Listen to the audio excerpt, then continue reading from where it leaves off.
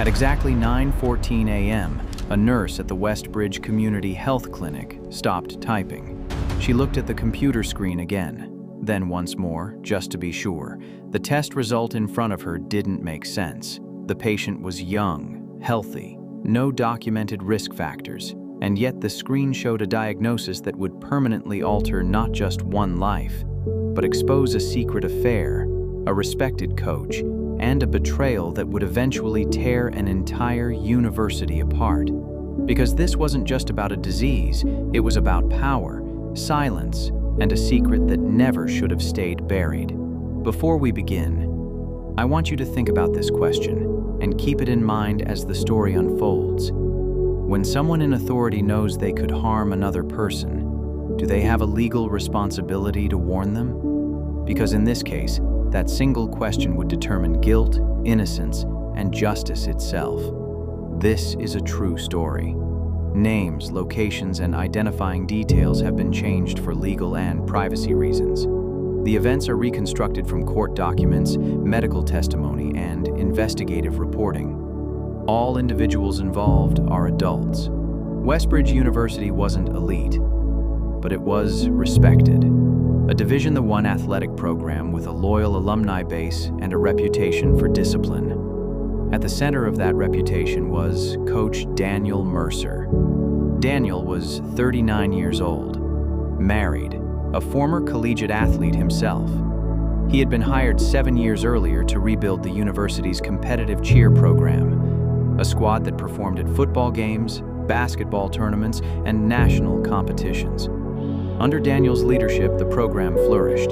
Trophies filled the display case outside the gym. Recruitment numbers climbed.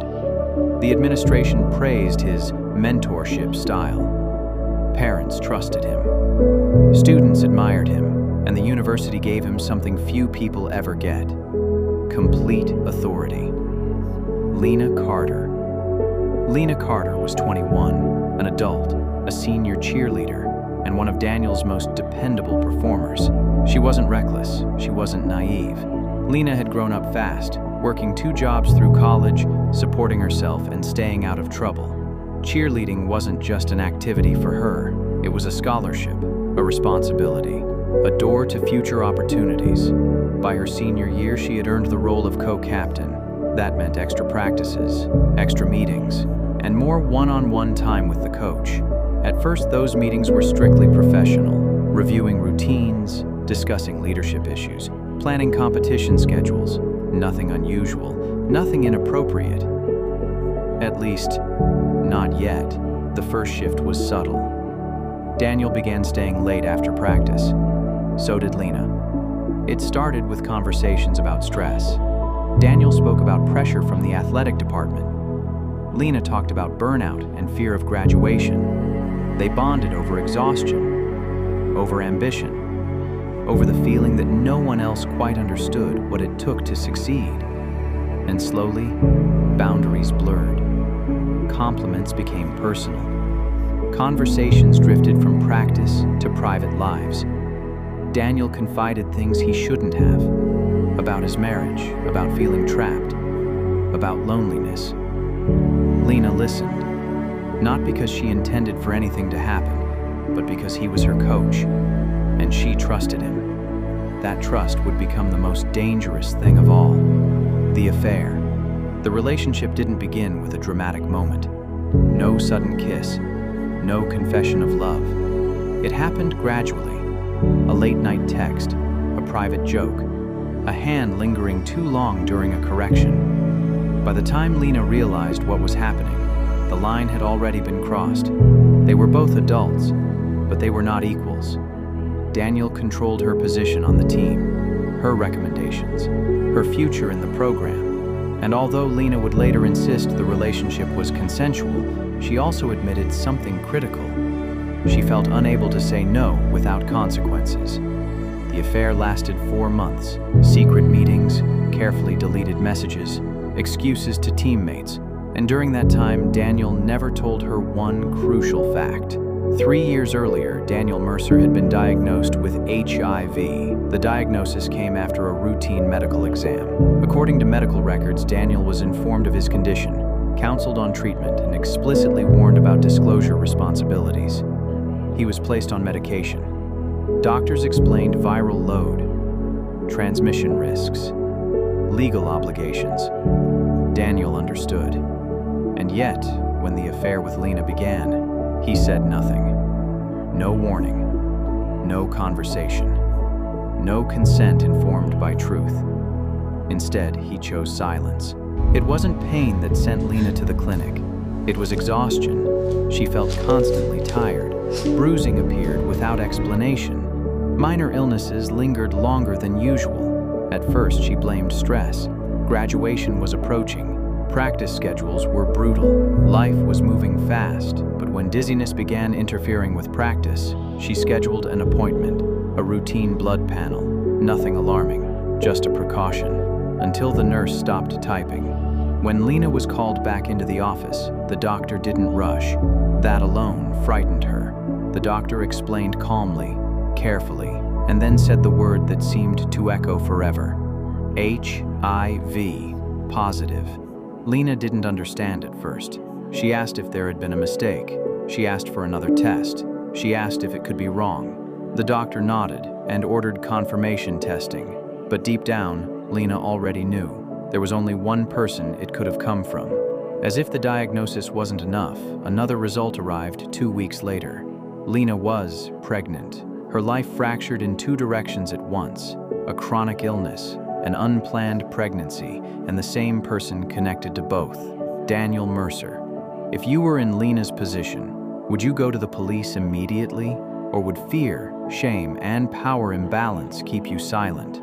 Because what Lena chose next would determine whether this story stayed hidden or exploded into a public reckoning. Lena didn't confront Daniel right away. For 3 days after the diagnosis, she didn't answer his messages. Not the casual, "Are you okay?" Not the seemingly innocent, "Practice tomorrow at 6. She needed time to think, time to breathe, time to understand how her entire future had changed without her consent. When she finally agreed to meet him, she chose a public place, a quiet cafe just off campus. Mid-afternoon. Students everywhere. Daniel arrived confident, relaxed. He smiled like nothing had happened. That smile disappeared the moment Lena slid the medical paperwork across the table. He didn't touch it. He didn't ask questions, he just stared at it. And in that silence, Lena learned everything she needed to know. "You knew," she said. It wasn't a question. Daniel swallowed hard, then nodded. He didn't deny it. He didn't pretend he was unaware. Instead, he did something far worse. He minimized it. "I'm on medication," he said quietly. "My viral load is low. The risk was small." Small. That word would replay in Lena's head for years. She asked him why he never told her, why he let her believe she was safe, why he took that choice away from her. Daniel looked around nervously, lowering his voice. "You don't understand what this would do to my life." And just like that, the truth became clear. This had never been about her safety. It had always been about his reputation. When Lena told him she was pregnant, Daniel froze, not in shock, in calculation. He asked questions rapidly. Was she sure? How far along? Had anyone else been told? Then he made an offer: money, discretion, silence. He suggested she handle it quietly.